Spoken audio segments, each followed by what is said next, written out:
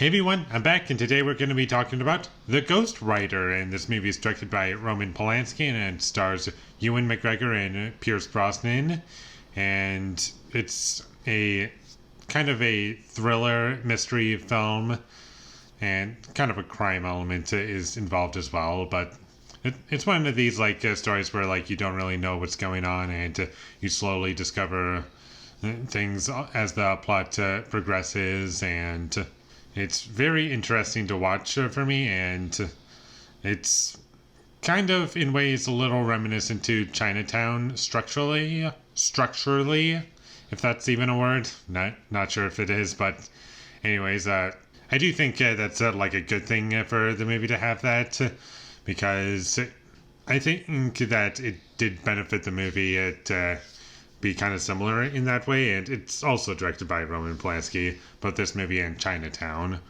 And it's not like he ripped off Chinatown because he did Chinatown.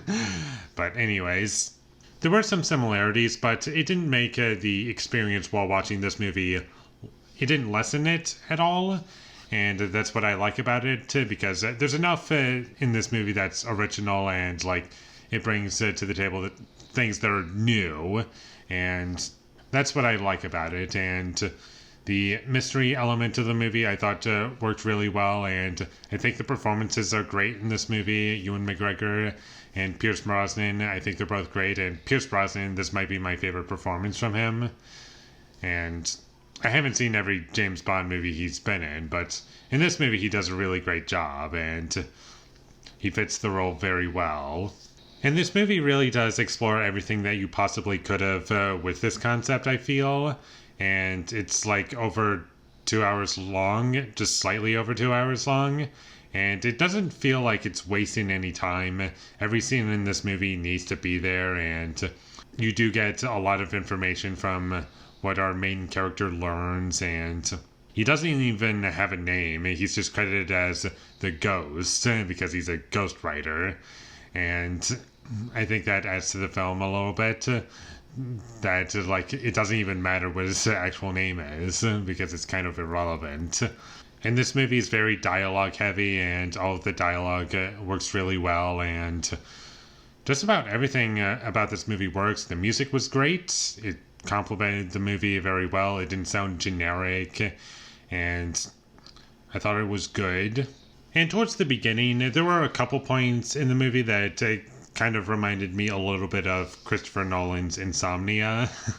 And I thought the movie was going to be like that, throughout the entire film, but it's not. It is its own thing. It's not about our main character losing sleep and trying to get this project finished. And the movie's not about that. It's more about discovering the mystery of who Pierce Brosnan is, and what secrets is he hiding, and it's all done very well, and I like that element about it a lot. And I also really like the side characters, the ones that barely have any screen time. I like those characters a lot. They don't impact the story a whole lot, but they do add to the film, when you combine them, and they all feel natural, a part of this world, and they're all entertaining to watch, and it's fine. And there are parts of the story that surprised me, and I didn't really see it coming, and I really loved the ending of the film without giving anything away. I thought the ending was great, and just about everything about the movie worked for me. And the only issues I have with the movie are just within the first 10 minutes of the movie. It's just little nitpicky things. In the first 10 minutes of the movie, it's supposed to be raining, but there's no rain to be seen anywhere, really. That was one thing that bothered me, and they had rain sound effects, but I don't see any rain. Why isn't it raining? And the only other issue I had was there was a character that was talking that you never see in the movie ever again, but for some reason it cuts to him talking, and you hear a cut in his audio, and it was just in the same sentence he was speaking. There was no cut to another character. It was just in his audio where it was cuts, and it was kind of distracting, and that was the only thing that pulled me out of the movie, was just that and the lack of rain when it was trying to say it was raining. It's just those two elements that stood out to me, but aside from that, pretty fantastic. I would highly recommend that you check this movie out.